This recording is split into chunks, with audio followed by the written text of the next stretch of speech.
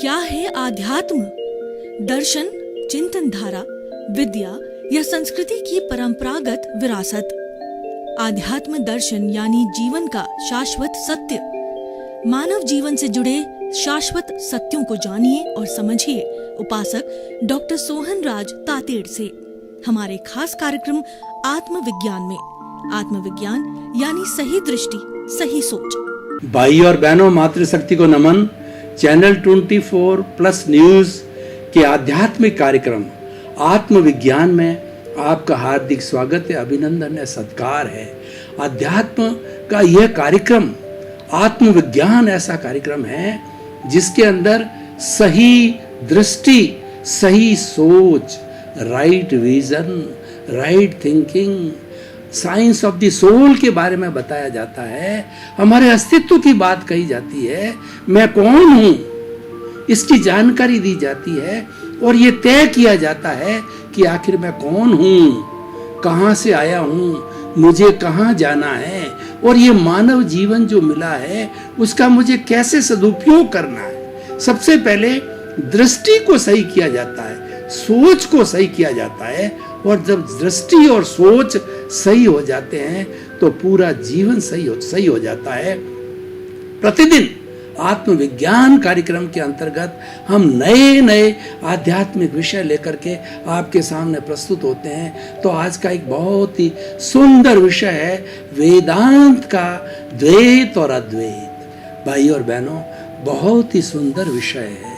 3 शब्द है, वेदांत, द्वैत और द्वैत। तीनों शब्दों की पहले हम सांगोपांग व्याख्या करेंगे और फिर तीनों को हम आपस में मिलाएंगे, इसकी ब्लेंडिंग करेंगे कि किस तरीके से ये एक दूसरे से जुड़े हुए हैं, संबद्ध है। सबसे पहले वेदांत, वेद प्लस अंत। वेद का अंत, वेद ईश्वर कृत माने जाते हैं और हमारी भारतीय संस्कृति में सबसे पुराना रिटन डॉक्यूमेंट आध्यात्मिक दृष्टि से है तो वो वेद है। वेद 4 है, ऋग्वेद, यजुर्वेद, सामवेद और अथर्ववेद। इनकी परिभाषा मैं नहीं जानना चाहता। और वेद का अंत का अर्थ यह है कि वेद के बाद क्या हुआ। वेद के बाद में उपनिषद लिखे गए। वेदों को ईश्वरकृत माना जाता है और उपनिषद है हमारे ऋषि मुनियों ने वेदों को आधार मानकर उस पर कमेंट्री, उस पर टीका, उस पर भाष्य, उस पर चूड़नी लिखी। उससे 108 उपनिषद हमारे सामने आए और वो सारा उसका आधार वेद है, लेकिन उसकी बड़ी सुंदर व्याख्या की गई है और आज उपनिषद हमारी एक बहुत बड़ी धरोहर है। ये तो हो गया वेदांत। अब इस वेदांत का जो है द्वैत किसे कहते हैं? द्वैत का अर्थ होता है सामान्य भाषा में दो क्या? एक तो जो है जीव और ब्रह्म, ये 2 है। शरीर और आत्मा, ये 2 है। इसको द्वैत कहा जाता है। और अद्वैत का मतलब यह है कि दोनों जब ये मिल जाते हैं, दोनों जब जो है एक दूसरे में विलीन हो जाते हैं, जीव जब ब्रह्म में विलीन हो जाता है, जीव को जब ब्रह्म का ज्ञान हो जाता है, ब्रह्म में विलीन हो जाता है, तो जीव की मुक्ति हो जाती है। तो इसको अद्वैत कहते हैं। हमारा पूरा जीवन जो है द्वैत के अंदर जाता है। हर द्वैत 2 चीजें हैं, स्त्री पुरुष, रात दिन, सुख दुख, अनुकूल प्रतिकूल, और जो है हमारे जो है सम्मान तिरस्कार। हर एक के 2 चीज के जोड़े हैं। इस जोड़ों को अद्वैत कहा जाता है, जोड़ों को द्वैत कहा जाता है। हमारा लक्ष्य यह है कि ये द्वैत एक द्वंद्व है, इस द्वंद्व से बाहर निकल के अद्वैत हो जाना, क्योंकि अल्टीमेट ट्रुथ है, वो जो सच्चाई है वो अद्वैत है। द्वैत जो है एक ब्रह्म है। द्वैत के अंदर माया आ जाती है। ये जीव जब माया के चक्कर में पड़ जाता है तो वह भ्रमित हो जाता है, और जब माया का चक्कर निकल जाता है तब वो अद्वैत हो जाता है। अद्वैत का मतलब ये है कि वो ब्रह्म के अंदर लीन हो जाता है। तो हमारा लक्ष्य क्या हुआ कि हम द्वैत से अद्वैत बने। शरीर और आत्मा दोनों को भिन्न भिन्न मानना, और भिन्न मान करके ये जो शरीर हमें मिला है ये पूर्व जन्म के कर्मों के भुगतान के लिए मिला हुआ है, सुख दुख की अनुभूति करने के लिए मिला हुआ है। लेकिन इसके भीतर जो विराजमान प्रभु है, जो आत्मा है, जो शुद्ध आत्मा है, वह अद्वैत है।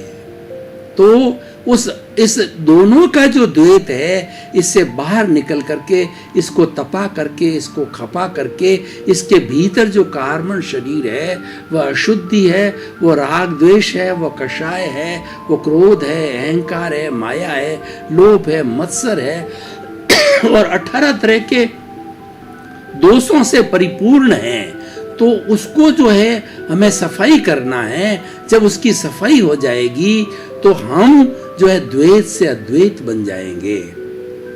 हमें जो द्वैत में रखने वाला है ये शरीर है। ये शरीर तो एक स्थूल शरीर है, लेकिन इसके भीतर जो कार्बन शरीर है वह इस स्थूल शरीर का कारण है। उसको कारण शरीर कहते हैं, उसको लिंग शरीर कहते हैं। उसी के कारण जो ये स्थूल शरीर मिला हुआ है। तो हमें द्वैत और अद्वैत को समझना है। सारी दुनिया के अंदर द्वैत चल रहा है, राग द्वेष चल रहा है, आपस में टकराव हो रहा है, और हम जो है ये सारी सांसारिक प्रवृत्तियां करते हैं। द्वैत के द्वारा ही जो है जन्म होता है, मरण होता है, शादी होती है, ब्याह होता है, बच्चे होते हैं, और ये 5 इंद्रियों का जो है सुख हमको मिलता है। घर होता है, बाहर होता है, और हम जो है सारा जीवन यापन जो है द्वैत से करते हैं। लेकिन द्वैत में रहकर भी हमारा लक्ष्य अद्वैत का होना चाहिए, क्योंकि अद्वैत सनातन सत्य है, अद्वैत कुदरत का कानून है, अद्वैत अल्टीमेट ट्रुथ है, उसको हमें प्राप्ति करनी है। तो इन तीनों चीजों से निकल करके क्या आया कि जो हमारा वेदांत है, जिसका लक्ष्य जो है, जिसका जो सिद्धांत द्वैत अद्वैत है, तो अद्वैत को प्राप्त करना है। अद्वैत हमारी मंजिल है और द्वैत हमारा जो है साधन है। और मैं आपको कई उदाहरण दे करके इसको स्पष्ट करना चाहूंगा कि हम इस दुनिया के अंदर जी रहे हैं तो हमारे 2 तरह के जगत हो गए। एक तो हमारा लौकिक जगत है, जिसके अंदर हम उठते हैं, बैठते हैं और मन वचन काया की सारी प्रवृत्तियां करते हैं। हमारा परिवार होता है, समाज होता है, देश होता है, राष्ट्र होता है और विश्व होता है, और 7 अरब की जनसंख्या जो है हम शांतिपूर्ण सहवास करते हैं। हम ही नहीं, इस द्वैत के कारण 84 लाख जीवा योनि के प्राणी जो है वो उत्पत्ति स्थान है, वो जन्म लेकर के और अपने कर्मों के भुगतान के अनुसार जो है वो द्वैत में रहते हैं। लेकिन सच्चाई जो है अद्वैत है। तो अब प्रश्न ये है कि हम द्वैत के अंदर जो रह रहे हैं तो कैसे हम लक्ष्य जो है अद्वैत का बनावें। देखिए कि कोई व्यक्ति बिजनेस करने वाला है, फैक्ट्री है, ट्रेडर है, धंधा करने वाला है, उसके बहुत बड़े कर्मचारी होते हैं और बहुत से कर्मचारियों को नौकरी देनी होती है, उसको प्रोडक्शन करना होता है और उसको जो उसके साथ में उसकी सेल करनी होती है। पूरा एक सिस्टम होता है, हर एक चीज़ का सिस्टम होता है। फैमिली का भी सिस्टम होता है, फैक्ट्री का भी सिस्टम होता है और राजतंत्र का भी सिस्टम होता है, लोकतंत्र का भी सिस्टम होता है। वो सारा सिस्टम जो है द्वैत से चलता है। तो अगर द्वैत के अंदर अगर अद्वैत की भावना होगी, भेद में अभेद छिपा हुआ है, वो एक दार्शनिक जान सकता है कि मैं तो भेद में जी रहा हूं। ये शरीर है, उसके अंदर प्रभु विराजमान है, प्रभु सच्चाई है, लेकिन शरीर से मुझे सारा जो है जीवन यापन करना है, बाल है, बच्चे हैं, घर है, परिवार है, समाज है, वो सारा हम करते हैं और वो करना ही पड़ेगा, क्योंकि लौकिक जगत जो है हमारा व्यवहार का जगत है। व्यवहार शुद्धि बिना निश्चय शुद्धि नहीं है। व्यवहार शुद्धि करने के लिए व्यवहार का जगत मिला है, हमको परिवार मिला है, समाज मिला है, हमारा गृहस्थी है, हमको कमाना होता है और उसके साथ साथ में सारा कार्य करना होता है। लेकिन अगर मनुष्य अपने जीवन का लक्ष्य बनाए तो उसको कोई तकलीफ नहीं होती। उसको अगर भेद में छिपे हुए अभेद को जान लेता है, वो द्वैत में छिपे हुए अद्वैत को जान लेता है, तो वह विदेह हो जाता है। राजा जनक विदेह थे क्योंकि वो भेद विज्ञान को जानते थे। वो ये जानते थे कि मैं शरीर हूं लेकिन शरीर से भिन्न अलग हूं। वो सारा राजकाज चलाते थे, पूरा मिथिला के राजा थे और राजा को दंड भी देना पड़ता है और किसी को पारितोषिक भी देना होता है, राजकाज पूरा चलाना होता है। लेकिन सब कुछ करने के बाद भी वो भीतर चिंतन करते थे कि मैं इन सब चीजों से अलग हूं, मैं तो अद्वैत हूं। इसीलिए वो विदेह कहलाए और विदेह जो हो जाता है उसका जो है जीवन मुक्त कहलाता है वो, क्योंकि जीवन वो मुक्तता से जीता है। वो सारे कार्य करता है लेकिन उसकी केंद्र में आत्मा होती है, उसकी केंद्र में सच्चाई होती है, उसकी केंद्र के अंदर साइंस ऑफ द सोल होता है। जहां केंद्र में हमारी सोल होगी हमारे सारे कार्य अच्छे होंगे, क्योंकि हम अल्टीमेट ट्रुथ को जानने लग जाएंगे, हमारी मंजिल को पहचानने लग जाएंगे कि हमारा गंतव्य हमारी आत्मा है और ये आत्मा ही शरीर को चला रही है। सभी 84 लाख जीवा योनि की प्राणियों की जो आत्मा है वही उनके शरीर का संचालन करती है और उसकी हाजिरी के अंदर ही ये द्वैत चलता है, उसकी हाजिरी में ही वो कार्य करते हैं। अगर उसकी हाजिरी नहीं होती है तो हर एक प्राणी की, मनुष्य की ये बॉडी डेड बॉडी हो जाती है। पेड़ होता है उसमें से आत्मा निकल जाती है तो पेड़ जो है एक शुष्क हो जाता है, उसको काट करके जला दिया जाता है, जिस तरीके से हमारा शरीर जला दिया जाता है। बहुत बड़ा जो डायनासोर्स है जो कि इतना भारी भरकम होता है, इतना डरावना होता है, लेकिन उसके भीतर से जो अद्वैत निकल जाता है, भीतर से आत्मा निकल जाती है, तो वह डेड बॉडी हो जाता है और वह सड़ जाता है, गल जाता है और उसको जला दिया जाता है या जैसे भी हो, पशु पक्षी उसको खा जाते हैं। तो भाइयों और बहनों, हमें सच्चाई को समझना है। यही हमारा साइंस ऑफ सोल का उद्देश्य है कि हमको राइट विजन देना है, हमको राइट थिंकिंग देनी है, हमको सही दृष्टि देनी है, हमको सही सोच, अपनी सोच को सही करो, नजर को बदलो, नजरिया अपने आप बदल जाएगा। आप अपने सोच को बदलेंगे, आपकी लाइफ स्टाइल सही हो जाएगी, आपकी कार्य पद्धति सही हो जाएगी और आपको सबको अच्छे लगने लगेंगे आप, और सबको आप अच्छे लगने लगेंगे और आपको सब अच्छे लगने लगेंगे, क्योंकि हम सच्चाई को जानने वाले हैं।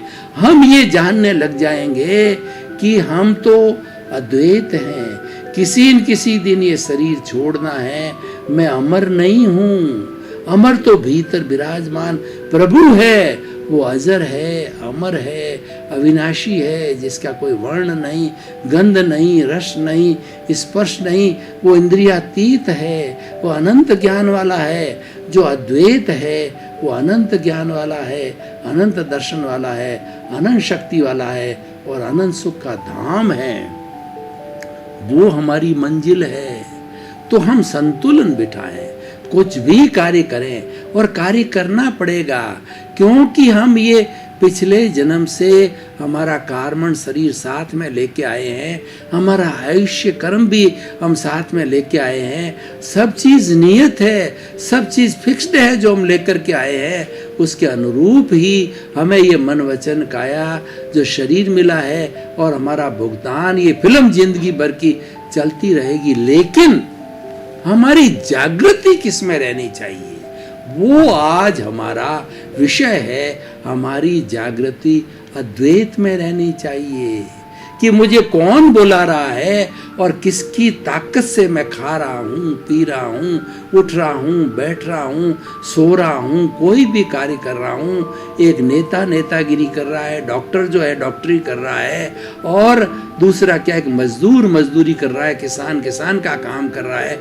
गृहिणी गृहिणी की कार्य कर, लेकिन उस कार्य को कराने वाला कौन है, दैट इज अल्टीमेट ट्रूथ। उसको जानना है, वो कराने वाला भीतर विराजमान प्रभु है, वही बुला रहा है। उसकी पहचान करनी है। सेल्फ रियलाइजेशन करने के लिए आत्मविज्ञान और ये द्वैत अद्वैत जो वेदांत का जो है ये विषय हमने लिया है, ये हमारा सामंजस्य होना चाहिए। वैसे दोनों भिन्न भिन्न लगते हैं, क्योंकि जो द्वैत होता है वो माया युक्त होता है। द्वैत के अंदर राग द्वेष है, और अद्वैत जो है राग द्वेष से मुक्त है, बिल्कुल पूर्व और पश्चिम है, लेकिन इनमें सामंजस्य बिठाना चाहिए। और मैं जैन धर्म को कोट करना चाहूँगा कि जैन धर्म ये कहता है, हर वस्तु अनेक जो है वो धर्मात्मक है, यानी उसमें बहुत से विरोधी धर्म एक साथ रहते हैं, कि वो उसमें वर्ण भी होता है, गंध भी होता है, रस भी होता है, स्पर्श भी होता है, ठंडा भी उसी में, गर्म भी, जो विरोधी स्वभाव है गर्म भी उसी के अंदर है। सारा विरोधी स्वभाव एक साथ रहते हैं, तब उस वस्तु का अस्तित्व है। और अगर वो विरोधी स्वभाव साथ में न रहे, एक जैसा स्वभाव रहे, तो वह वस्तु नहीं रहती है, उसका अस्तित्व समाप्त हो जाता है।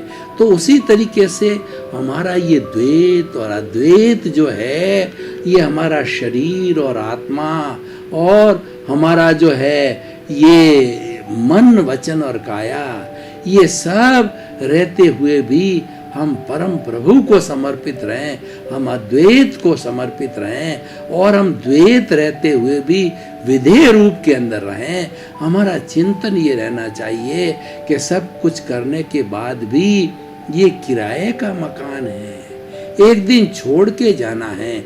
किराएदार को जब ये अनुभूति रहती है कि ये मकान इसका मालिक का है, मुझे कभी भी छोड़ना पड़ सकता है, साल भर के अंदर, 2 साल में, 5 साल के अंदर, तो मैं तो किराएदार हूँ। तो द्वैत अद्वैत ये कहता है कि तुम तो इस मकान के किराएदार हो, जब समय आएगा तो तुमको खाली करना पड़ेगा। रंग मंच ये जगत है और कर्म खिलावना हार, और नाना रूप बनाए के और चेतन खेलना हार। आपने कभी देखा होगा, कठपुतली का नाच देखा होगा, तो कठपुतली नाचती है, हमको लगता है कि ये सही नाच रही है, लेकिन उसका तार जो ऊपर बैठा हुआ है मनुष्य है, उसके हाथ में है, और वो अपने हाथों के द्वारा एक कठपुतली को नचा रहा है। ठीक उस तरीके से हमारे जीवन में जो कुछ भी अच्छा होता है, बुरा होता है, यश होता है, अपयश होता है, लाभ होता है, हानि होती है, प्रतिष्ठा होती है, निंदा होती है, ये सब कराने वाले, खिलाने वाले जो है कर्म हैं। और ये हमारा जो दुनिया रंग मंच है, ये हमारा लौकिक जगत है। जिस तरीके से राम लीला के अंदर राम बनते हैं, सीता बनते हैं, लक्ष्मण बनता है, सुग्रीव बनता है, और उसके हनुमान जी बनते हैं, सब अपना अपना रोल अदा करके चले जाते हैं। वो रियलिटी नहीं है, वो अपना पार्ट अदा करते हैं। तो हम भी इस रंग मंच के अंदर अपना जितना आयुष्य होता है उतना हम खेल खेल करके राम नाम सत्य होकर के चले जाते हैं। लेकिन जो अद्वैत है, वो अजर है, वो अमर है, वो अविनाशी है, वो सच्चिदानंद है, वो शिवोहम है, वो सहजानंद है, क्योंकि उसका कभी नाश नहीं होता है, वो अविनाशी है। तो हमें उस अविनाशी तत्व की खोज करने के लिए ये साइंस ऑफ द सोल विषय आया है। राइट विजन, राइट थिंकिंग का हमने विषय लिया है। और इसके अंदर हम न तो कोई क्रियाकांड कराते हैं, न कोई धर्म परिवर्तन की बात करते हैं, न किसी हम धर्म की व्याख्या करते हैं। हम तो हमारा जो ये पौद्गलिक शरीर है, ये जो पुद्गल है, उसको देखने की बात करते हैं, उसको पहचानने की बात करते हैं। क्योंकि हम शरीर को पहचानते पहचानते हम जब अंतर्मुखी बनेंगे तो अंतर्मुखी जो प्रभु विराजमान है, जो कि अद्वैत है, उसकी तरफ हम धीरे धीरे पहुंचेंगे। द्वैत को जाने बिना अद्वैत व्यक्ति नहीं बन सकता है। पहले द्वैत को जानना पड़ेगा, पहले व्यवहार को जानना पड़ेगा। जब हम निश्चय के अंदर जा पाएंगे, हमारे व्यवहार शुद्धि को करना पड़ेगा। जब हमारी निश्चय शुद्धि यानी हम सिद्ध बुद्ध और मुक्त बन जाएंगे। तो भाई और बहनों, हमारा ये जो साइंस ऑफ द सोल है, उसका हम जो है कसौटी पर कसते हैं। हर एपिसोड की रिलीवेंस निकालते हैं, उसकी सोशल यूटिलिटी निकालते हैं कि इसका इम्पैक्ट क्या है हमारे समाज के ऊपर। क्या ये साइंस ऑफ द सोल का विषय है, व्यक्ति को बदल सकता है, रूपांतरण कर सकता है, समाज का रूपांतरण कर सकता है, देश का रूपांतरण कर सकता है, विश्व की 7 अरब की जनसंख्या का रूपांतरण कर सकता है। तो मैं बड़ी डंके की चोट, बड़े सेल्फ कॉन्फिडेंस के साथ मैं कह सकता हूँ कि आत्मविज्ञान का जो ये आज का विषय है कि हम द्वैत में रहते हुए अद्वैत की मंजिल को समझें, भेद में छिपे हुए अभेद को समझें, हम द्वैत में छिपे हुए अद्वैत को समझें, हम विधेय बने, हम जीवन मुक्त बने। भाई और बहनों, आपका बहुत बहुत धन्यवाद। आप आत्मविज्ञान कार्यक्रम देखते रहिए, आपका जीवन का निर्माण हो जाएगा। जीवन को आपको सच्चाई मिलेगी, आपको अल्टीमेट ट्रुथ मिलेगा। साइंस ऑफ द सोल विषय है, ये चिंतामणि रत्न है, ये पारसमणि है, ये नंदन वन है, ये कामधेनु है। इसको प्राप्त कीजिए, इसको सुनिए, इसको जो है आप सही विजन में लाइए। सुनते सुनते अपनी सोच को सही करेंगे तो सब कुछ सही हो जाएगा। तो इसी क्रम में आपका जीवन आनंदमय हो, मंगलमय हो, अध्यात्ममय हो। खूब आप अपने परिवार के साथ आनंद का जीवन जीते हुए और आप अद्वैत की तैयारी करें, आप आत्मा को समझें, आपके प्रति मंगल भावना। आत्मविज्ञान में आत्मविज्ञान यानी सही दृष्टि, सही सोच।